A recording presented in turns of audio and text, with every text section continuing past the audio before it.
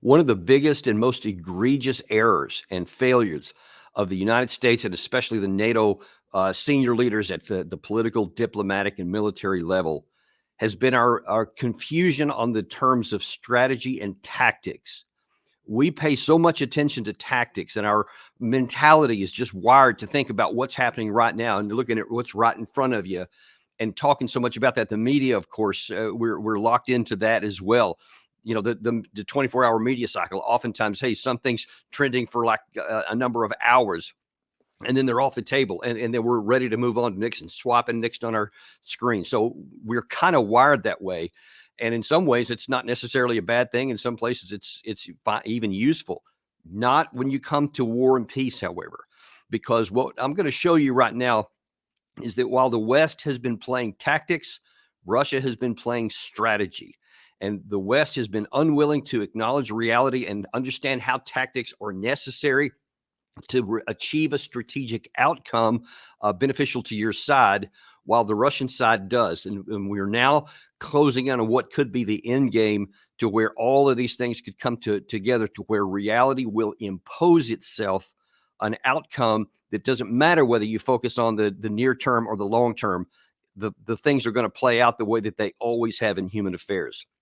Now, right now, the war is entering an alarming phase. You have Ukraine having recently launched an incursion into Russia, and lots of civilians have been killed. Lots of civilian villages have been destroyed or burned.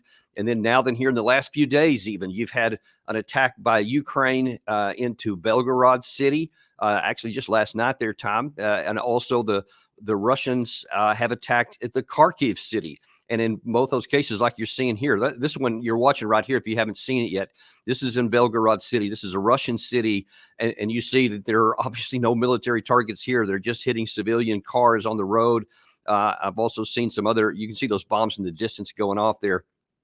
This just flat out hitting the city. And those images that Gary showed right before that of Kharkiv in the Ukraine side was also an apartment complex, and just lots of civilians are getting killed on both sides. So what this is doing is it's making the populations on both sides more and more angry, and the leaders, especially on the Western side, more and more desperate, and much more willing to take risks, even reckless ones. And we're seeing that play out all over the place. But that's the current situation. That's not how this started, though, or that's not unique to now, especially on the U.S. side. We have been focused on the tactics of this all the way from the beginning.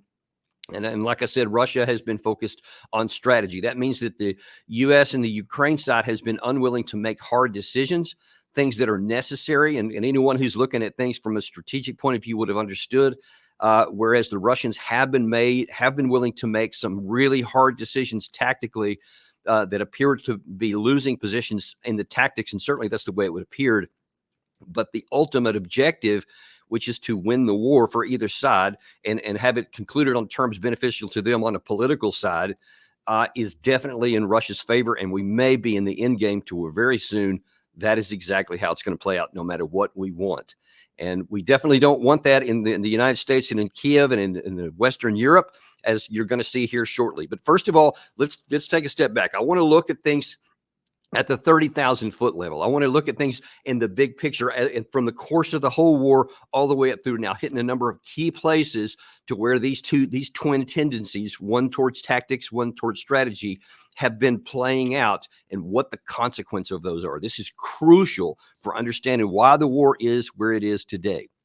Now, I want to start off, first of all, on the Russian side. So in February 2022, Russia attacked into Ukraine in basically what I call was their first major blunder on really all three levels, on the tactical, the operational, and the strategic level. They made a huge error, and they made a big gamble. I mean, it was a gamble. It had some plausibility, but the problem is that they were not prepared for what comes next if plan A doesn't work. Their plan A, as you can see on the map right there, was to have two twin arrows basically coming in towards Kiev in the north, and then another one coming in the Sumy area, then the Donetsk area, the Donbass, and then coming in from Crimea from the south. And so for those four general directions, Kiev, Sumy, the Donbass, and the Crimea, the intent was to swarm the Ukraine side, to overwhelm them with firepower so that they would see that, man, everybody can look at the map and see that Russia is whatever it is, 7, 8, 10 times bigger than Ukraine, and all of their capacity. There are millions more military age fighting males, and come to the what Putin must have thought was the logical conclusion. Resistance is foolish and it can only end in defeat. So why fight a war you can't win? Let's just capitulate and then have a negotiated settlement. That's what Putin had desired. He said so many times. He said before the war started. He said immediately after it started. They, again, thought they had a negotiated settlement in March, April of 2022 before that fell apart. We'll discuss that another time. But the bottom line is that Russia thought that that was their plan A, and they thought it would work. The problem for them was they had no plan B. They had no resources for plan B. So when Zelensky didn't play his part and didn't capitulate, as had happened during the Soviet times, the 1956 invasion into Hungary, or the 1968, I think it was, Soviet invasion into Czechoslovakia, those things didn't work out because those were both short little skirmishes. The leaders of both sides made those calculations and then made those political decisions. That didn't happen this time. So Russia got caught with its pants down because, oh crap, we can't fight a war with what we had. I think that in the initial phase, less than 100,000 troops actually entered Ukrainian territory, with some of them staying on the Russian side for reserves.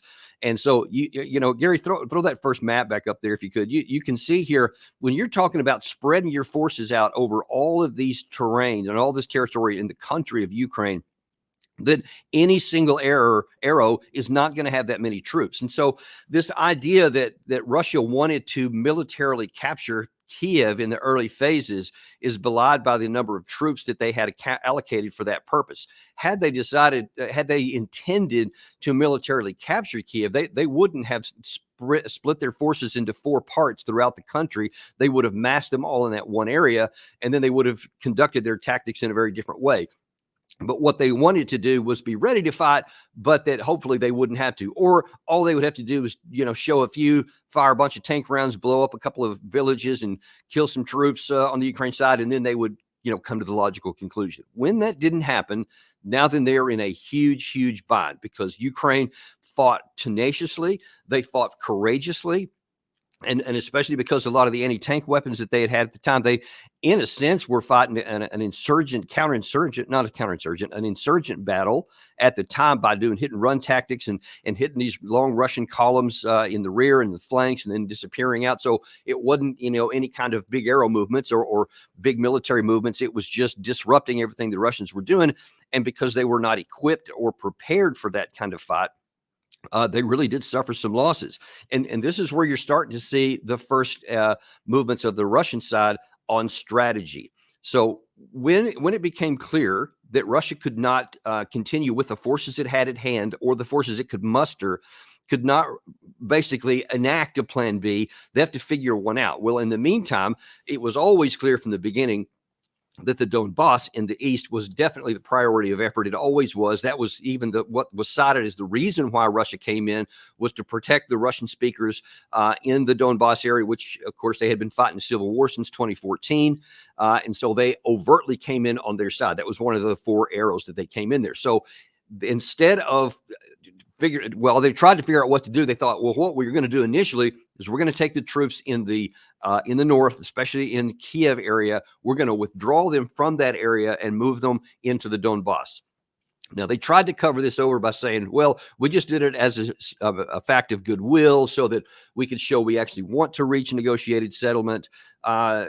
Maybe that was part of the deal, but I assure you the majority of it was militarily. You don't have the troops to go here. They were starting to just getting picked off one by one. They didn't have enough to even provide their local security, much less to win a military victory. So they withdrew them completely by March, I believe it was, and moved them to the east to join the Donbass area where they had strength in numbers while they could start figuring things out. And you may remember some of the video from when Soviets or the Russians withdrew from Kiev. Americans had an interesting reaction. Watch this. A U.S. military official tells NBC News all Russian troops have left the region. The Russians came, they killed, they retreated, withdrawing back to Belarus and Russia for repairs. The Pentagon sounding upbeat about Ukraine's chances. The proof is literally in the outcomes that you're seeing every day. Absolutely, they can win. And, you know, it's ironic because that's what Kirby was saying then. That was, I think it said April of 2022. But prior to that, you had Biden saying, don't do this to Putin. You know, it's coming. But he said, look, everybody knows Russia's a much bigger country. They have a much bigger military. You had many in the senior military officials saying that they thought that Ukraine could fall. You may recall that famous comment by Chairman of the Joint Chiefs of Staff, Milley, who said he thought that Kiev would fall within 72 hours. That's what we said. Obviously, the government believed that because you may also recall that we moved all of our diplomatic forces out of Kiev and farther to the west inside of Ukraine, because we also thought that's what was going to happen. And then when it didn't happen, we were all, the government was all, and I do put myself into that category. I was also surprised that Russia, after just a few weeks of attempts, withdrew and pulled back as opposed to reinforcing that. So I also initially missed the initial objective of the operation. If it had been to take Kiev, then they would have moved troops from the Donbass area, and from the south, they would have moved them up to the front or moved some others, and then they would have actually pressed on. But they never made a concerted effort to militarily take the city of Kiev.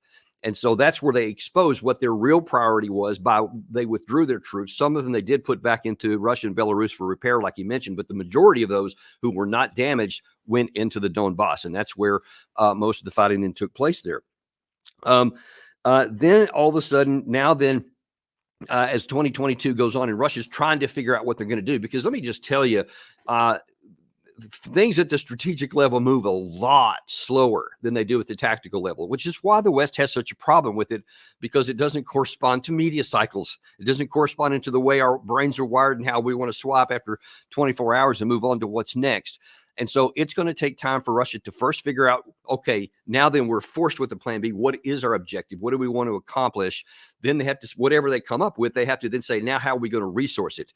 Because we were not set up, industrial or any other way, for a long sustained war that was going to take on the whole country. They didn't plan for that. They had no intention to do that, and they certainly didn't think it was going to happen. Now it is thrust upon them, and so now they're going to try to figure it out. Well, Ukraine, again, recognized that Russia didn't have as many troops as they needed to conduct even these limited operations now, and especially in the northern part, in the Kharkiv area, first of all. You had this movement by Ukraine's side, and General Sursky was actually the guy in charge of this particular part of it, one of his big early successes, and he massed a bunch of troops in the Kharkiv area, unbeknownst to Russia. They weren't able to discover it, and also they went on this big sweeping attack and took Kharkiv. Gary, if you can put that full screen up there. Yeah, and this was one of the bigger success stories of Ukraine in 2022, the first really big one, where they basically retook a total of about 6,000 square kilometers of territory. It sounds much more impressive than it was, because Russia was very, very thinly equipped in the Kharkiv area.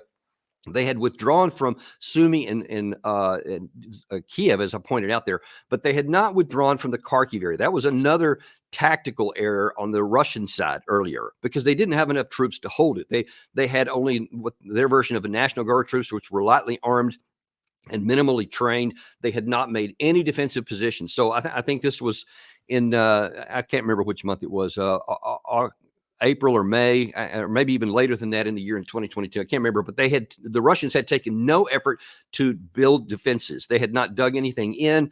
They had not prepared anything. So again, they were caught unprepared because they didn't think it would happen. That's going to be fixed. They're going to learn a lesson from this time. But that was the case then. So no matter whether Russia was lightly defended or not, it was a huge success tactically and operationally for the Ukraine side, and definitely media-wise, because it just galvanized support across Western Europe, because now then they think, Russia can be beat, they can be driven out.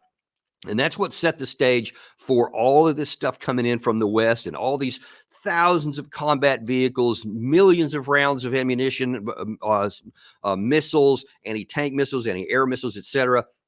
everything starts coming in there, and there's all this enthusiasm to get behind the Ukraine side. That was bolstered even more in the fall of 2022 when the new general came in, Surovikin, who did an initial assessment and came to a hard decision. He was faced at the time in the Kherson region, which Russia had illegally annexed prior to that. So they're now calling it Russian territory.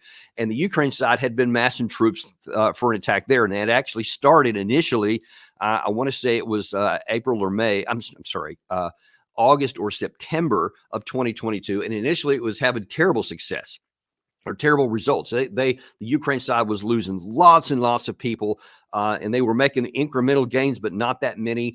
And it was a lot of trouble, a lot of casualties, but they were methodical. They just continued on because at that time they actually had the troops to keep throwing in there. Surovikin looked at the map and he said, okay, we have the Dnieper River, the Dnipro in that portion of the country with their backs to it. There's one main bridge upon that the Ukraine side had already significantly disabled and making it very, very difficult for Russia to keep its troops supplied there. It was one of the very few crossing points available. And so the Russians were faced with, do we hang on to Kherson City? Because that was the first and so thus far only major city they had conquered and held. Do they hold on to that when the supply line is going to be difficult? Or do they withdraw from there, get it back on the other side of the river, and then set up new lines of defenses? Now, certainly conventional wisdom in the West is that you don't give up any territory. If the enemy takes it with a fight, that's one thing, but you don't give it up. The Russians looked at things differently, and here's where it really starts to kick in, that they were looking strategically. Their objective is to win the war, not to win a specific battle. So Surovikin made the very, very difficult choice that was mocked and ridiculed at the time in the West when he said this. Всесторонне оценив сложившуюся ситуацию, предлагается занять оборону по левому берегу реки Днепр.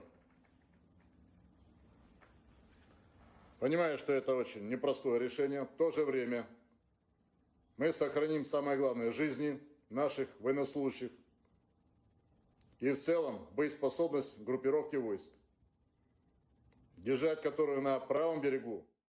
Now, that was pretty remarkable at the time because that's not some secret meeting in the Kremlin that they had. That was actually broadcast in public in Russia, and then, of course, subsequently sent to the West. And it was just euphoria because they're saying, okay, you just got driven out of Kharkiv, the whole northern part of the region, and now then you're willingly surrendering everything on the eastern bank of the Dnieper River down there to include the entirety of the city of Kherson. And the Russian forces completely withdrew. And Zelensky, you may recall, had a big photo op right after that. That was as predictable as the sun coming up in the morning. And certainly he did. And it had the cameras rolling and all these things that they said, this is another major victory. And it was, a shame and humiliation for the Russian side. Here's the problem. At least a problem for the West, as I identified even at the time. And anybody who's willing to look at just the facts as they are unemotionally and just seeing what's happening, recognize that this was actually a smart move for the Russian side and something that you're going to have not seen in the Ukraine side subsequent to this. More on that in a second.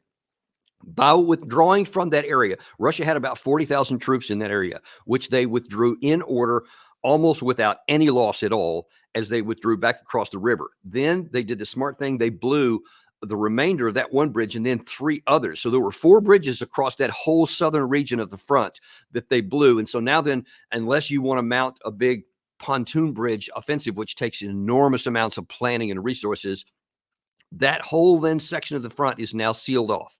The whole section. So Russia is no longer threatened by a Ukrainian incursion, like to follow them up, for example, across. So they put minimal troops on the eastern side of that river to defend against any potential incursions that may come across. But now then they move the majority of their troops back up into the Donbass where their priority of effort was.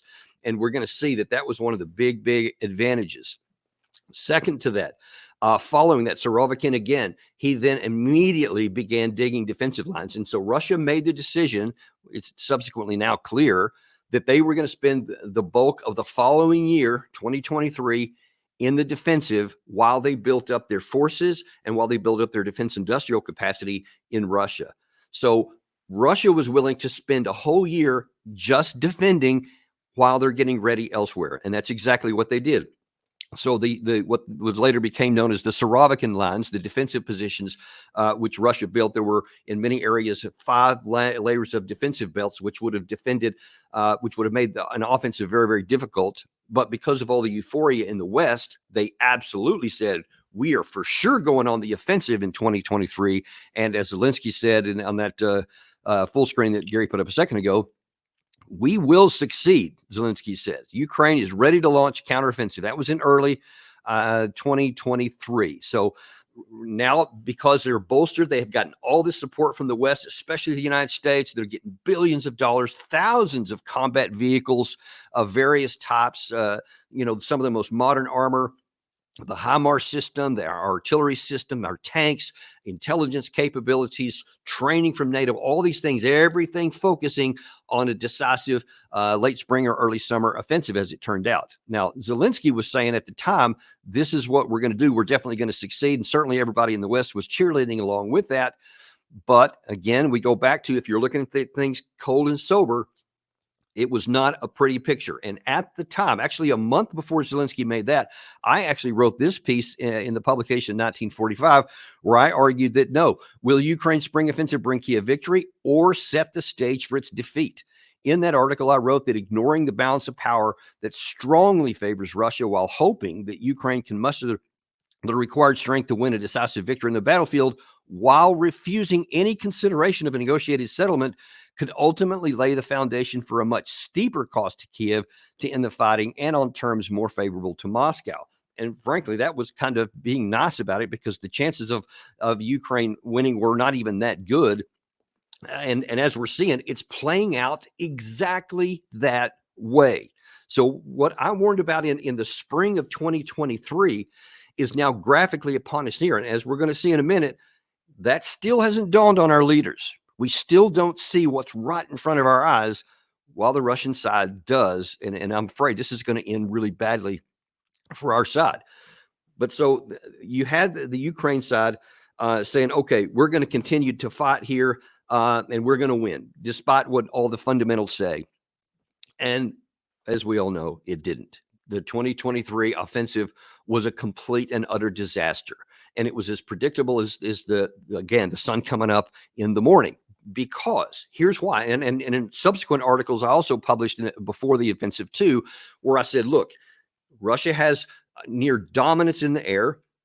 They have a functioning air force that is risk averse. And so it doesn't hardly fly over the battlefield, only rarely, but it flies out beyond the line of capability of the Ukraine side in the Russian side. And then they have these long range air to ground missiles that they can fire with complete impunity. And the Ukraine side doesn't have the air force to be able to knock them down. They don't have the air defense, the Ukraine side didn't, to defend against the missiles or the drones in sufficient quantities.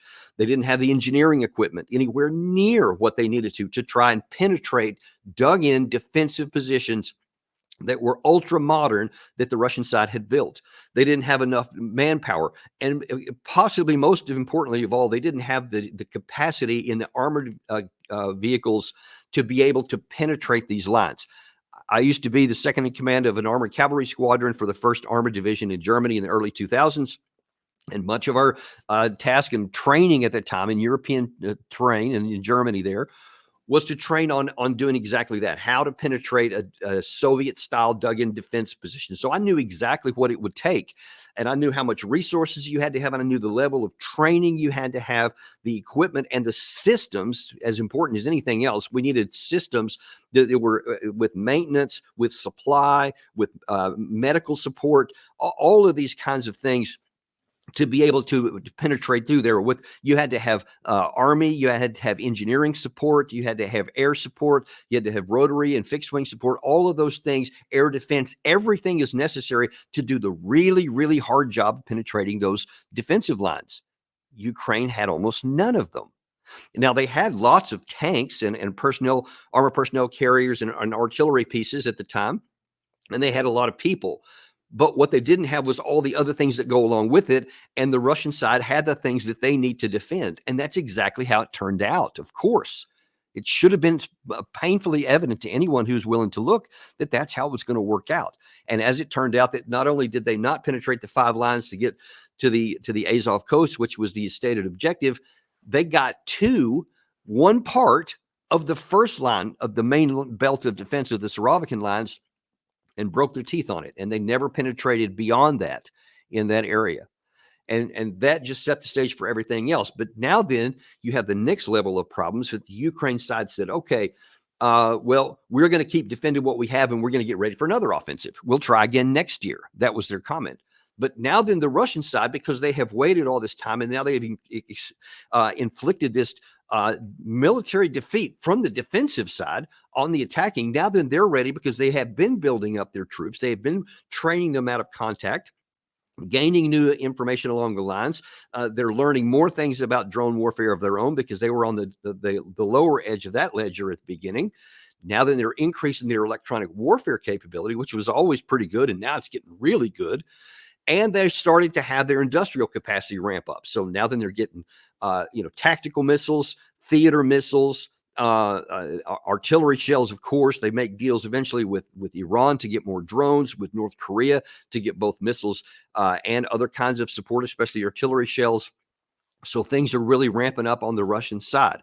And so Russia starts then a very methodical, even before the end of 23, on a whole offensive pressure along the 600-mile line of contact in the east, the eastern front. And we come up to the place of Bakhmut, where Russia starts trying to push against that. And they spend a total of 9 months trying to take that. And this is one of the first major errors of the Ukraine side, aside from trying an offensive that had no chance. Now then they're compounding that by they're going to defend this city of Bakhmut at all cases because of its what they consider importance media-wise. They don't want to give that city up. Zelensky doesn't want to give the city up. So instead of saying, all right, militarily it's compromised, so we should withdraw our forces back to the next prepared line of defenses and reestablish it here. Let me explain what should have happened at that point and why it was so critical and important that it failed. What they should have done was categorically similar to what Surovikin had done. It was embarrassing for Russia that he was humiliated and laughed at in public by the West, and of course Russia in the media sphere took a big hit because of that. But as I pointed out a minute ago, militarily that was a good deal. That set the stage for Russia to continue to fight effectively and allow them the time they needed to build the resources and the manpower capacity to do what now they're starting to do here. That's what Ukraine should have done. Militarily, how this works, you have a city here and it's got certain defensive, and especially if you've established defensive works within that city, and you have the terrain to your advantage where you have high ground, so the enemy would have to come across open ground and they would have to fight uphill. And there's not any natural barriers for them to hide behind, so that the cost and of trying to advance over even 100 meters would be very high. They had that initially with Bakhmut, but over time, over months, Russia began to just eat away at that. And then they got to a position to where now then they didn't have to advance over large open spaces because they had the territory. Once that happened and they got within basically direct fire range of the city, it was until the end was foreordained. So what Ukraine should have done was taken there, I think it was around 10 to 20,000 troops, depending on what day it was, in there, withdrew them under cover of night, conducted a fighting withdrawal, as the Russians had done when they left Kherson city, and gone to the next defensive position. And of course, all the while, they should be building more lines of defense with the expectation that they may have to fall back to additional lines. That's what they should have done. What they did instead was saying, nope, we are not going to give that up, not 1 inch. Not 1 meter of territory are we going to just let Russia have. So instead of withdrawing those 10,000, they kept putting more in. So even when Russia then got into the city, into the eastern half of that, they started moving further and further in Bakhmut. Again, the rational, the logical, the necessary thing to do militarily would have been to withdraw to the next line of defense. And there was another line of defense. They could have moved back to area where they had advantages, where, again, they had a large open area where Russia would have to go across, that would make it easy for the defense. There was some natural lines of defense a little bit further to the west. It was available. They could have done this. It was the smart thing to do militarily, but they didn't want to do the smart thing. They wanted to hang on. Now, I get it. You don't want to lose. You don't want to lose the city. But when militarily the fundamentals are now no longer in your favor and it's just a matter of time before the Russian side wins, that's exactly what happened. And of course, we know it played out. There was, I think that by some estimates, there were 70 to 80,000 Ukrainians killed defending the pointless defense of the attempted defense of Bakhmut, and they moved through. Now, a lot of people say, yeah, but Russia also lost a lot. That's not entirely accurate.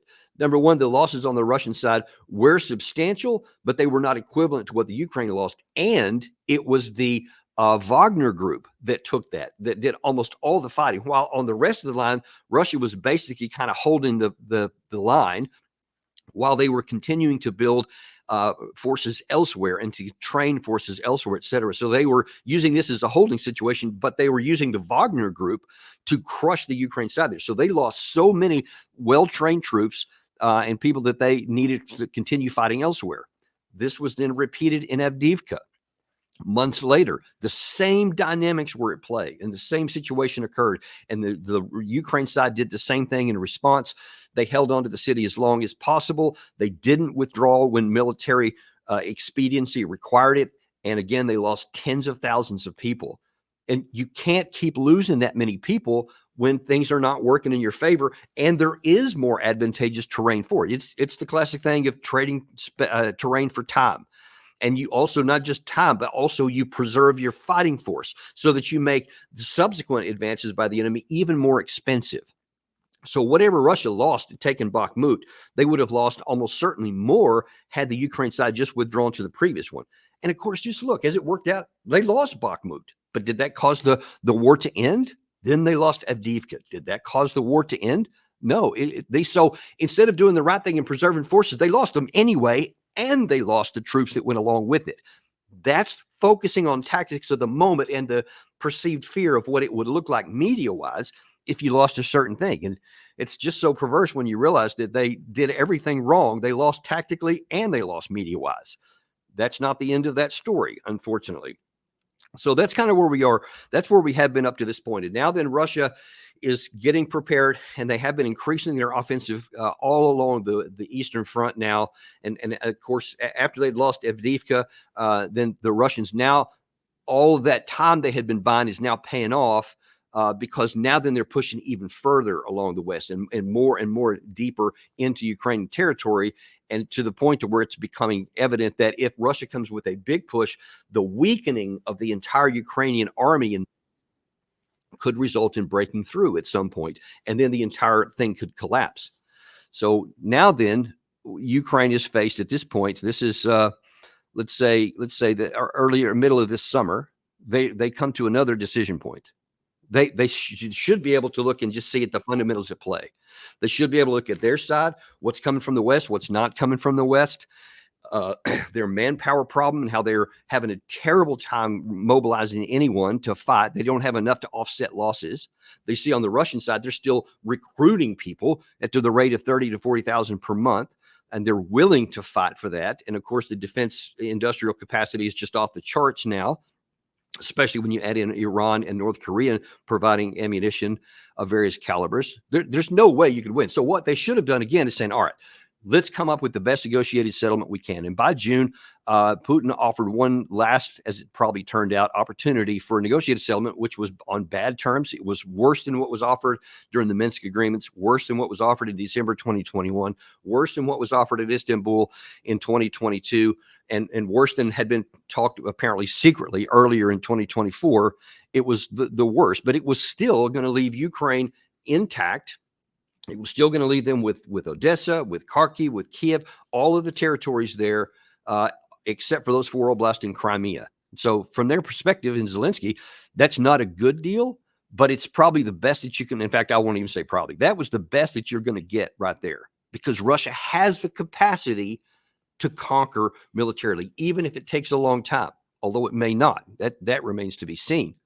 But instead of acknowledging those realities and taking the rational, sane course of action, Zelensky decided to do something different, and he attacked into Kursk area. And so now then you have this incursion in there. And again, because the West, being how they are, says, yeah, this is a great deal. This is cool. Shows that we're taking the fight to the Russians. We're showing them, sending a message that they're going to hurt with this war too. Somehow, I don't even know if they did the thought process through of that, yeah, we're going to punch a hole in a piece of the border with Russia, and that they're just going to surrender. And that they're just going to, or that they're going to pull troops off of the Eastern Front and move them, up to try to take care of the Kursk area. Although even then, even if Russia had done that, it would have been a temporary expediency. And once this had taken care of, they would have moved them back. And so you net would have gained nothing, except you lost a lot of troops in the process here. As it turned out, Russia did not do that. They maintained their focus on the primary objective, and they said, we're going to send some of our lower capable units to deal with this issue into Kharkiv and into the Kursk area, and we're going to slowly move that back, and we're going to be casualty producing attacks with artillery, rockets, drones, etc., and just pulverize those people in there who are now contained and can't go anywhere else. And because they didn't have those troops available in the east, now all of a sudden that's starting to crumble at a really rapid pace. Russia is now making advances all across the line, which I'm going to show you here in a second, that puts the Ukraine side in real danger of collapsing in the entire Eastern Front. It's hard to imagine after so much this war for 2.5 years has had not a lot of movement, but now then that's starting to be the real risk here. And now then we're going to get back again to how it's not just Zelensky who has these delusionary ideas and this unwillingness to look at reality. You still have the United States. Here's what Kirby said just a few days ago. We condemn in the strongest possible terms Russia's continued war against Ukraine and its efforts to plunge the Ukrainian people into darkness. As the fall here sits upon us and as winter approaches, as the president has said, Russia will never succeed in Ukraine, and the spirit of the Ukrainian people will never be broken. We're going to continue to lead that coalition of more than 50 countries in providing much needed military equipment for Ukraine. That certainly includes air defense systems and interceptors, which proved so critical in helping defend Ukraine against these attacks, and they need them every day. Wow, it's hard for me to hear that kind of stuff because all that Kirby's saying there are bumper stickers. It's made for TV moments. It does not address the tactical situation. He didn't say anything in there that, well, Ukraine can still win as long as they do this tactical action, stop this, and then they have this offensive that they can then turn back around to start pushing Russia out of areas or whatever. He just said the will of the Ukrainian people will never be broken. Well, listen, that briefs well, but when you're talking about real people, not just a bumper sticker, what you're doing is saying, yes, their will may still be intact, but if you don't have the capacity to make good on their will, what you're doing by supporting it is condemning those very people to death. And that's what we've seen so far. There are probably hundreds of thousands of Ukrainian men who have already paid the ultimate sacrifice for nothing because their leaders are taking terrible decisions. They're focusing on tactics at the expense of strategy. And yeah, when Ukraine made this penetration into Kursk, it gave them a big media bump. It gave them a lot of motivation and lots of memes that were sent out against Putin. A lot of people were happy for the moment inside of Kiev. But now what? Now what's going to happen? So now then the offensive has already petered out. The offensive movement there, they are contained. And now then Russia is starting to methodically move that line back. Ukraine doesn't have the manpower to continue feeding more and more people in there. Russians, whether it was intentional or not, and there's some debate on whether Russia actually allowed this incursion to take place. But regardless, once it did take place, they said, we're not going to be in a hurry here. We're going to contain it so it can't go out. And they literally dug defensive lines. We have satellite imagery to show. They literally dug defensive lines and basically sealed it off so that there was no possibility that Ukraine could. And now then they're just slowly moving it down, creating it like a new Bakhmut, a new Avdiivka, to where the Ukraine side keeps feeding in all these reserves, making sure they're not available anywhere to the east. And so Russia, who did not move any main combat areas, troops off of those areas, move them further, continue to move further to the west on the Eastern Front. and methodically work down these troops here. So now then, not only did Ukraine lose the troops, they lost enormous amounts of equipment, by many accounts, hundreds of combat vehicles that are now no longer going to be in use, and their supply overall, the entire theater is now dwindling. So it's going to be harder even to get their infantry troops up to the front lines in a protected means, because they just don't have that many anymore. Russia has no shortage of it. They've even been pulling out a lot of these older vehicles that they've had in storage from the 60s and 70s, and they get mocked for a lot of that, but they got them. And so they can continue to move troops up in there, no matter how many losses they have. There's no shortage. There's probably tens of thousands of vehicles that they can bring back up to operational capacity and have the ammunition and weapons and fuel for. They can just keep going in, and the Ukraine side is now running out. Whether they're modern or old, they're running out of all of it. So again, you're at the point of where militarily you just can't keep going on like this. But that hasn't affected Zelensky. And in fact, here's what he said just a couple of days ago. I will present this plan to the President of the US. The success of this plan depends on him.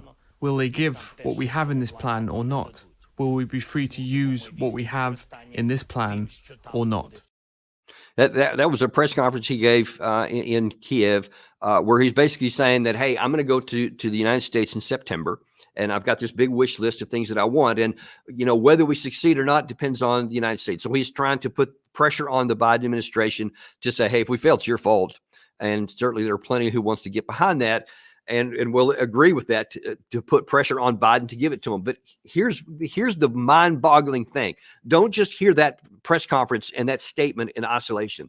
Look at it back at the 30,000-foot level. That's nearly the same thing that was said in late 2022.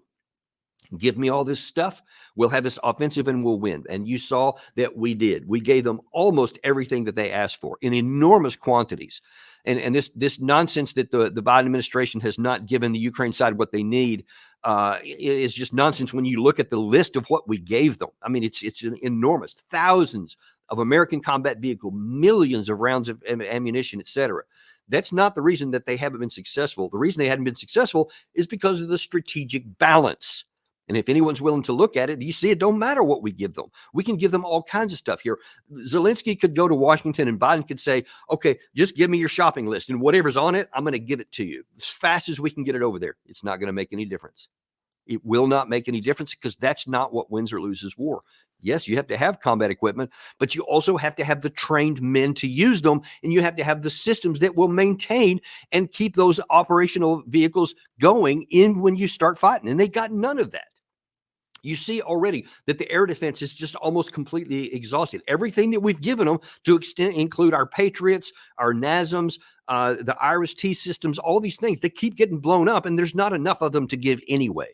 So those things haven't mattered. And yet they still want to keep talking like, if I just get more stuff, then this is going to be. Now, just think of how irrational it is. Take the emotion out for a moment. How irrational it is to suggest that when you had every advantage and time in the world, and Russia had just suffered two big tactical setbacks in Kherson and Kharkiv in 2022, and then you got everything in the world from the West that you had wanted except for aircraft, and that you weren't successful. And now then, after all of that fighting and all the cities that you've lost but sin, and now all the advantage and the increasing that the Russian side has had, and it's moving forward further and further to the west, your army is literally at the critical stage where it could break at any time. And you want to hold out that, no, if I just get more stuff, it's going to work. And of course, you know that the F-16s were always the thing. Well, we just needed more air power. Look, they had an air force that was never effective from the beginning because of Russia's air defense capability and Russia's anti-air capability from their air force, flying from a safe distance in the Russian side. They got 1,000 fourth and fifth generation fighters and bombers on the Russian side. They've lost a handful of them, maybe 100, maybe a little bit more than that, but they still have 800 or 900 of them. And the Ukraine side has a handful of a score or so of them, but they can't fly anywhere near the front line or they get shot down. And that obviously includes F-16s. So F-16s were never a magic thing. They have some now. They have the ATACMS. They have the HIMARS. They have the Storm Shadow missiles. All these things that they wanted and they said would make a difference. They ended up getting, and it still hasn't made a difference. It was the $61 billion package earlier this year. That's the thing. If we just gave them that $61 billion package, that would be the ticket. And the claim at the time was, sure, We didn't give them that 61 billion in time. And so that cost Avdiivka. That's the new stab in the back narrative. The delay in that caused the loss of Avdiivka. Okay, there's not a lot of fundamentals there, but I'll just give you that for the sake of argument. What happened once that $61 billion was passed and the money and the equipment started flowing? Nada. Nothing happened. It didn't change anything. It didn't slow down the Russians. It had no effect whatsoever. And you keep seeing that common theme over and over. We just need another package. We just need another amount of equipment here. No, you don't. Look at this rationally. If you love Ukraine, if you're on the Ukraine side and you want them to succeed, if you want them to live, then it's time to do something different. But you're not going to see that. It's not going to happen because instead of what the U.S. is allegedly these smart guys and these former generals who can have all this experience that can tell things that what should be on paper great advice and instead is hideous advice. Let me show you just how hideous. Here's what General Jack Keane, one of the guys that runs the Institute for the Study of War, here's his great advice he gave just days ago. What the Ukrainians want to do is punish Russia as much as possible, take as much territory as they possibly can, prevent Russia from taking more territory in the Donbass region, and go into negotiations next year in the best possible position. And as long as the administration keeps stalling and protracting the war, and that's what restricting the use of U.S. weapons in the Ukrainians' hands is actually doing, slowing down Ukrainians' efforts to be able to gain leverage over the Russians, makes no sense militarily, makes no sense politically. Makes no sense. What makes no sense is everything you said before that sentence, Mr. Keene. That makes no sense at all. You're literally ignoring everything we've been talking about in this video from the beginning up to this now. Ignoring it entirely as though it didn't exist. Ignoring entirely the military fundamentals that told people like me and several others all along the way that this had no chance. The things that I wrote in 2022, in 2023 are playing out exactly as I wrote them ahead of time. Not because I'm some brilliant, person who can see into the future, but because I just look at things as they are. I look at the military fundamentals. I know military history and I know what equipment can and can't do. I know what soldiers can and can't do. And if the balance was just like this, you could make an argument, well, political will and the will of the fighting force on the lower side can, in good case, upset the taller one. We've seen that in history before where a superior force was defeated by an inferior force. That's possible. But when it's like this, it's not possible. And if you keep pretending otherwise, all you're going to do is get more of these people killed. And the side you claim to want to succeed will die and they will fail. And that's exactly where we are right now. And it's not just in the United States either. So here's the chief advisor for Zelensky. Again, I think it's the same day as Keane, maybe a day later, but just a couple days ago. This is not something from months back or so. This is right now in the light of all that's failing in the Kursk operation, the collapsing front in the east, the failure of the 2023 offensive. In light of all of that, here's your senior advisor. Russia can be forced through a proper military strategy, through military strikes, through increasing the cost of war for the Russian Federation. Increasing the cost of war means that the war will be fought on Russian territory. Again, if all you do is look at that in isolation, you can see where okay, that's kind of plausible if you increase the pressure and the cost on the other side, but you can't. This is after 2.5 years of war have been fought, and you haven't done any of those things. And now then, that Gary showed at the beginning, Gary, if you can bring that back up, they're doing it now. So here's some operations that have been firing into Russian cities. You've got Belgorod that was attacked last night. That particular one there is Kharkiv. That's on the Russian side or the Ukraine side. So there also the people are starting to suffer. There was an attack in the city of Saratov a couple of days before this, to where a Ukrainian drone flew into a Russian apartment complex. That one right there. That's just an apartment building. So they're taking the war to Russia, and of course, with the Kursk offensive, they're doing that. What has that done? Does that have the preferred outcome? Has it caused Russia to go, oh, shoot, man, I didn't know that the war would cost us anything. Yeah, Putin in the war right away. You're oblivious. Anyone who says these things are oblivious to the fact that these strikes, all they do is make Russians madder. It makes the people more willing to support Russia and more willing to give Putin a free hand and say and demand that actually he win the war, not just seek a negotiated settlement. I mean, that's what happens to us. I mean, obviously that picture there, that tower being hit by a fixed wing aircraft certainly draws 9/11 comparisons. And I assure you, similar things are happening on the Russian side when they see those things broadcast throughout their country. So far from making them want to quit when they have the military advantages that I've described several times here, all it's going to make them do is press harder. And therein is your problem in a nutshell. The Ukraine side and the American side and all our enablers keep talking about tactical actions, ignoring strategy completely, while the Russian side, since 2022, since the initial operations into the war, recognized their huge mistakes and set about trying to correct them on the strategic side. And here's the problem. You see, when Russia is so big and has so many resources that it can absorb these losses and still over time win.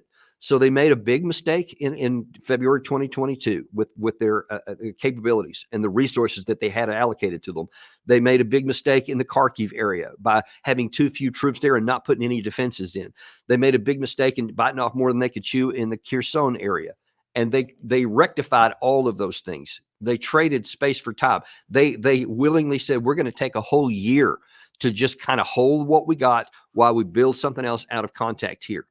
And because they did that and they're not focused on what the 24-hour news cycle is today, now then they have the capacity to where they can impose their will here.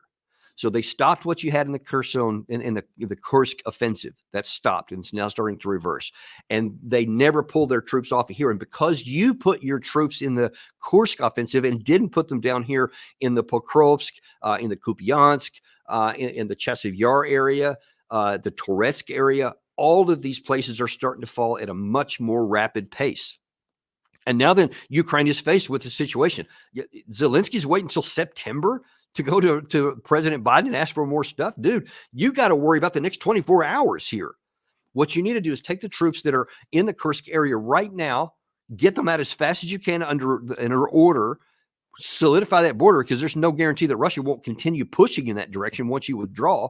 So build up some border fortifications, move your troops back through it right now, get them in order, and then get as many of them as you can down to the Donbass area to stop that penetration there, simultaneously to seeking a negotiated settlement.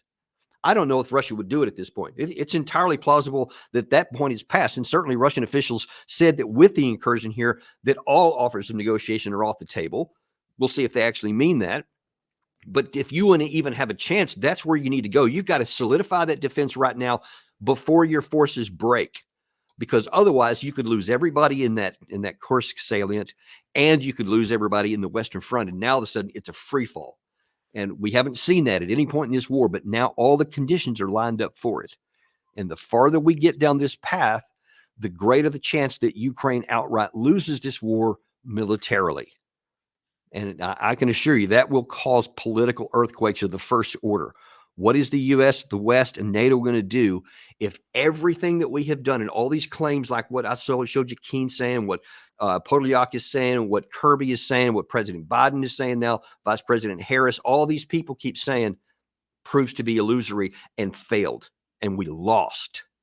What are we going to do then? Everything has always been about weakening Russia, but what if Russia ends up stronger and we end up not even the status quo, but weaker? And of course, then you got the real problems, and we'll discuss this on future episodes, that we could escalate out of fear, out of desperation, out of holy crap, we could lose, and we can't let that happen. So we're going to escalate, maybe bring in Western troops into Western Ukraine and to try to help them out. And now then you have the possibility of a literal war on a European level war that could possibly go nuclear. And now then it could be fought on Western territories. That would be the supreme strategic failure on our part. As bad as everything we've done now, it can get worse. And we better hope and pray that saner heads prevail and that somehow we're not going to take this to territories where it could go nuclear. That would be beyond destructive, and I dare not even think of that. But that's where we are right now, and that's what we could be facing very soon. Want to make sure you're aware of this. So just take a deep breath and let's share this video with anyone you can so that they at least know the truth. So like these pieces I've been writing all through here, I've got a record that I'm showing. Here's what's going to happen if you don't change. And so far, everything has come to pass. And again, I repeat, this is not bragging on myself and saying I'm some smart guy, only that I'm willing to look at things as they are. And I'm showing you right now, this is where we are. And if our leaders don't somehow sober up real quick, things could get a lot worse. But we'll see how it works out. Thanks for joining us today, especially on a Saturday. I appreciate your time. Let's remind everybody that they can send this to their friends through any podcast that they listen to. So now that we're on Apple Tunes, we're on Spotify, we're on iHeartRadio. So anybody that doesn't want to watch a YouTube video can now listen to our podcasts. Yeah, appreciate you reminding me of that, Gary. I was supposed to say that earlier, but I got focused on what was going on here. But yeah, to Gary's point there, that's kind of a new offering we have. We're really flooding the zone with this stuff. We want everybody to get the message. So anywhere you have podcasts, you want to listen to it while you're driving somewhere, you won't have to miss an episode. Thanks, and we'll see you on the next episode of Daniel Davis Deep Dive.